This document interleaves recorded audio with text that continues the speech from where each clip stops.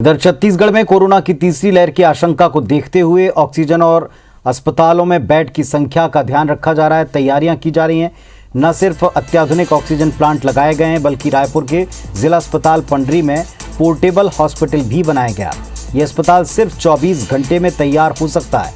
रायपुर में 50 और बिलासपुर में 100 बिस्तरों का पोर्टेबल हॉस्पिटल का ढांचा तैयार कर लिया गया है।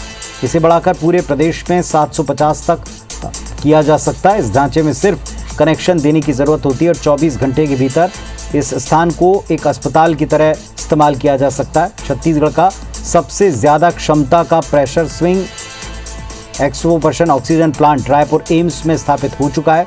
ये प्लांट प्रति मिनट 1000 लीटर ऑक्सीजन उत्पादन की क्षमता रखता है। इसके अलावा एम्स में 30 अत्याधुनिक वेंटिलेटर भी काम कर रहे हैं। कोविड की संभावित तीसरी लहर की चुनौती काफी हद तक उसकी तैयारियों के तौर पर इसे देखा जा रहा है।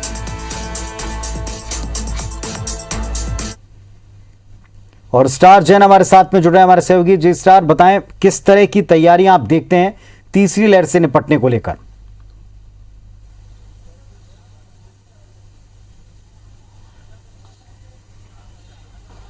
देखिए, दूसरी लहर जब कोविड की आई थी तब सब ने उसको अंडर एस्टिमेट किया था और उसका खामियाजा देखा गया है कि लोग ऑक्सीजन के लिए भटकते नजर आए, हॉस्पिटल में बेड के लिए भटकते नजर आए। यहाँ तक कि गवर्नमेंट मशीनरी भी कई जगह फेल हो गई थी, दवाइयां पर्याप्त नहीं हो पाई थी और काफी कुछ लोगों की इससे डेथ भी हुई थी।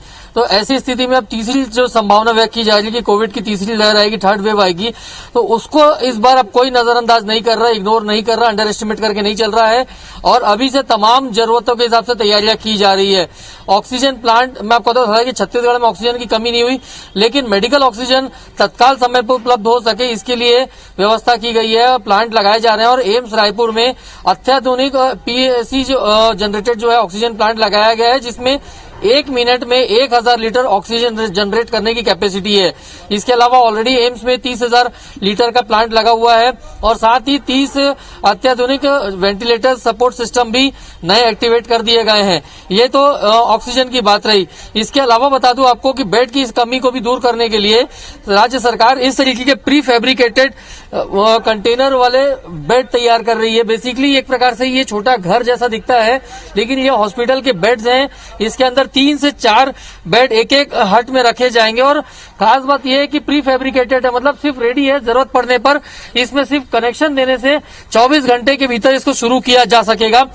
पायलट प्रोजेक्ट के तौर पर रायपुर जिला अस्पताल में 50 और बिलासपुर में 100 बेड तैयार किए गए हैं अभी ऐसे, और जरूरत पड़ने पर इसको 750 तक करने की आवश्यक टारगेट रखा गया है। और आज जिस तरीके से आप बेड को देखेंगे और हट को देखेंगे, तमाम जरूरत की सारी चीजें इसमें मौजूद है। सिर्फ इसमें बिजली का कनेक्शन भर देना है, ऑक्सीजन के पाइपलाइंस तक दिए गए हैं। जरूरत पड़ने पर सिर्फ कनेक्शन दिया जाना है और कनेक्शन देने के बाद ये पूरी तरीके से एक प्रकार से हॉस्पिटल के रूप में कन्वर्ट हो जाएगा।